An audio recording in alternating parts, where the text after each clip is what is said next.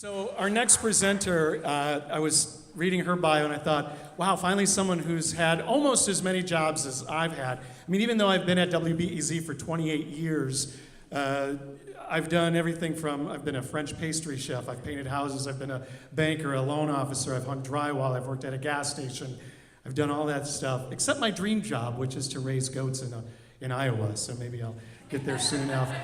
But our next presenter, Samara Harris, she's done a lot of things in her lifetime. She's originally from New York, and now she can call herself a Chicagoan because she's been here for almost 10 years, so she's almost a hometown gal.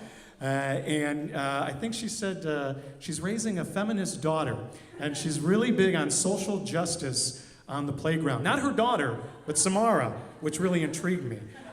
So here to talk about the book that changed her life is Samara Harris.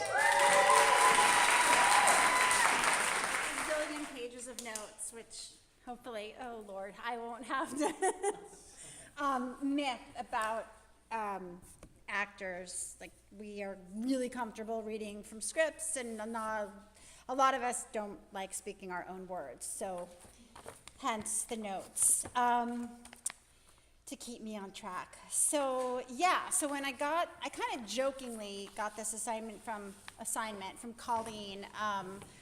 When I came last year, I was like, oh, I want to do this. I want to talk about a book that changed my life. And then, of course, Colleen followed up and was like, yeah, you're on the list. And it was like, I was joking. Okay.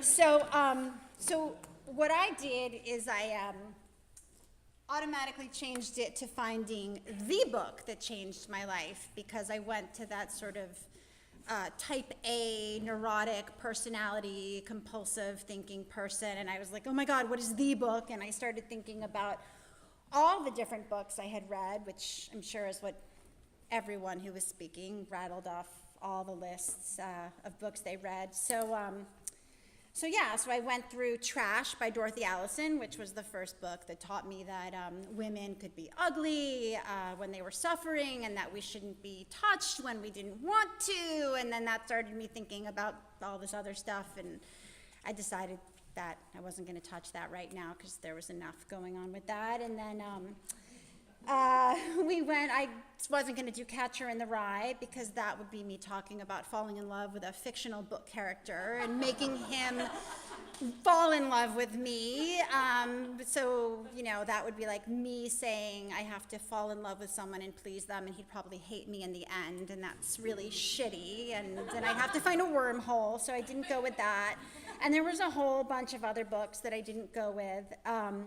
But then I kept thinking about how obsessive my thinking was when I was thinking about it, and I was like cycling about finding the favorite book.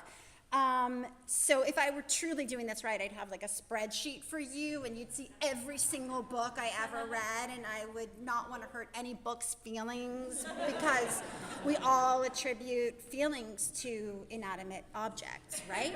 Okay, so that sort of brings me to the book, a book that changed my life, which is Naked by David Sedaris.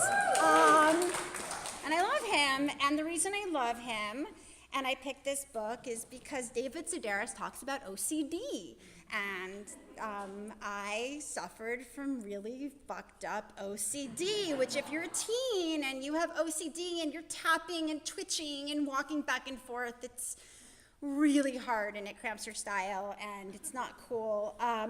So my thing was like, everything had a feeling, like the M&Ms. Like, we used to eat packs of M&Ms, and if you drop one M&M, you have to drop another M&M to keep it company, but then you might have to drop another, because what if it's 3, and 3 is a really bad number, and can't be 1, because it's like 1 is the loneliest number, and that's how you get OCD. You think about that, but then what if it's 13, and then it's 26, and that's really bad? So you're just doing, like, there's a whole bag of M&Ms littered in front of the Calhoun School on West End Avenue. And that sucks. But David Sedaris licked light switches, and he licked weird turtle monuments in people's gardens, and he tapped a shoe on his head over and over again. And that's awesome, because I sat on the A train reading about someone who was really successful, who was also really messed up. And there's nothing as great as being crazy and kind of laughing at your own craziness. And so that's sort of what David Sedaris gave to me.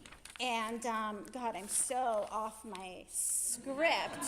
Yeah, so, and I don't want to make light of it because OCD sucks and it's awful. And like, I've been in therapy for years and I go to therapy regularly and I'm like, gotta turn the TV off on channel 7 or something horrible will happen. And the other thing about David Sedaris is he had a really bad lisp.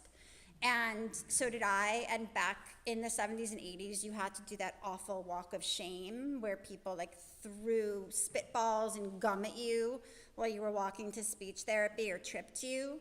But he didn't ever say an S during speech therapy, and I wish that I had the savvy of David Sedaris to do that.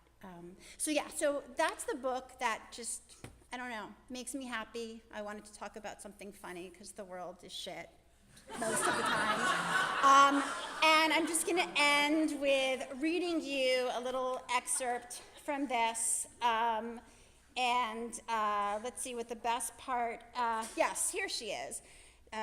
According to her calculations, I had left my chair 28 times that day. You're up and down like a flea. I turn my back for 2 minutes, and there you are with your tongue pressed to that light switch.